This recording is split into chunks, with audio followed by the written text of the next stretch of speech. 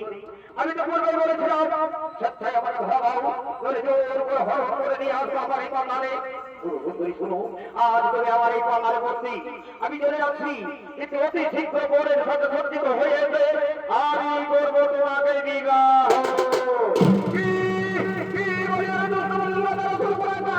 তুই আমার বিবাহ করতে পার জানিস এই আমার আমি কোনোদিনও তোকে স্বামী বলেছি আর করবো না।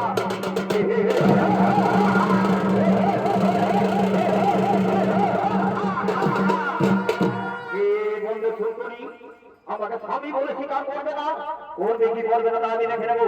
শোনো শোনো ওরে মন্ত্রী ছাড়া হয়ে যাবো আর বিলম্বে নাই প্রয়োজন। এই বলতে কোনো করবো আমি আমার রাজ প্রসারে দেবো আর অতি শীঘ্র বরের সাথে সজ্জিত হয়ে এসে এই সুন্দরীকে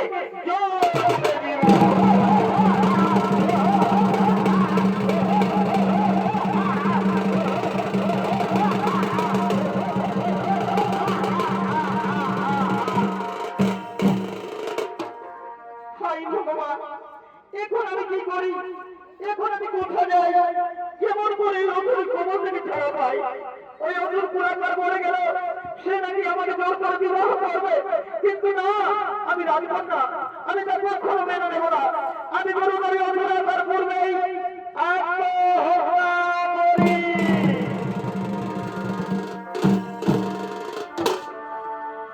এই সুখের ঘরে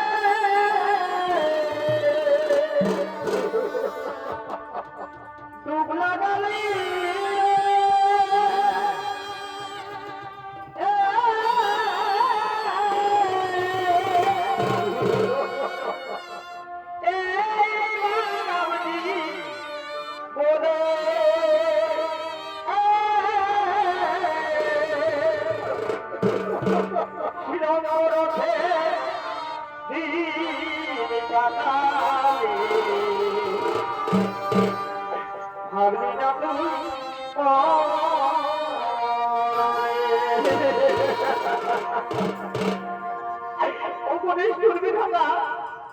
এই জীবিকে ছেলে ঠাকুর আমার বলে আমি রাজকন্যা হয়ে আজ এই অসুবিধা বলে বন্দি। আমাকে এখান থেকে বেরিয়ে যাওয়ার মতো একটা উপায় করে দিন প্রভু, নইলে যে আমি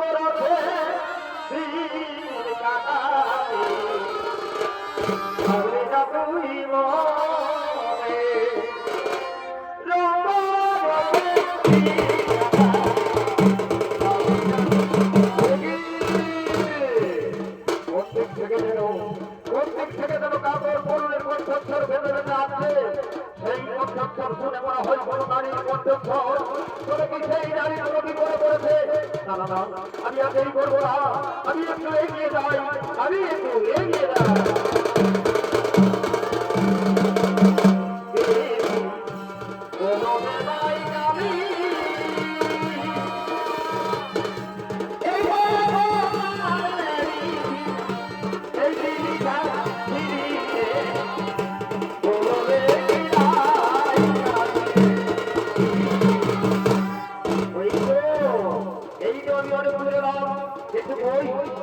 দেখতে পাওয়া যাচ্ছে না, সেইভাবে করছে। ওই তো দূরে গাড়ি দেখা যাচ্ছে, তুমি কি সেই গাড়ি কোনো বিপদে পড়েছে? না, আজকে তার হাতে গিয়ে তাকে জিজ্ঞাসা করে দেখতে হবে যে কিসের দুঃখে দুঃখিত হয়ে এইভাবে গ্রহণ করছে। যাই আমি তার কাছে যাই, আমি তার কাছে যাই।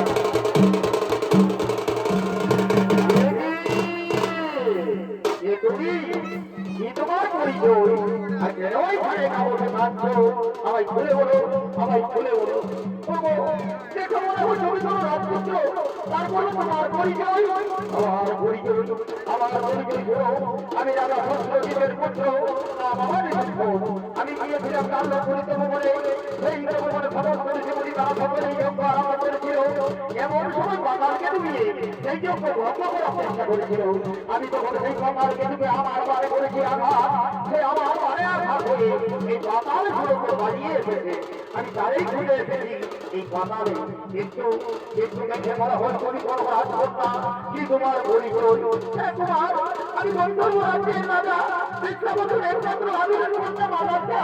আমি বাবার ফুল তোলার জন্য গেছিলাম, এবার তোমার পাতাল কেতু আমাকে হরণ করে নিয়ে যেতে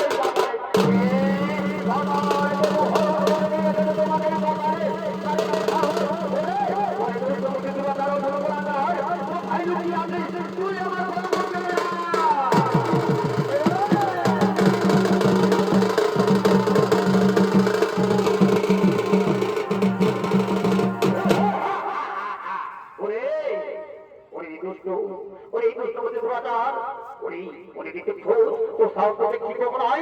তুই আমার পিছন পিছন আমার এই পাকারে কিন্তু জানিস তুই আমার এই পাকারে বলবি এখান থেকে আর কোনোদিন ফিরে যেতে পারবি না।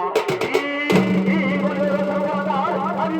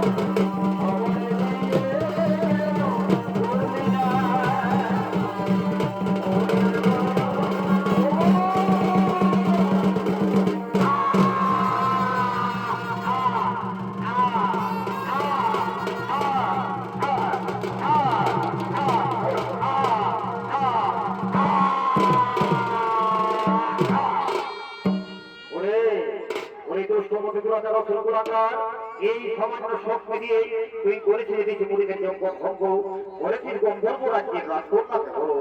তাই তো আমি তোকে দিয়েছি তোর উপযুক্ত শাস্তি, তোর এই শাস্তি।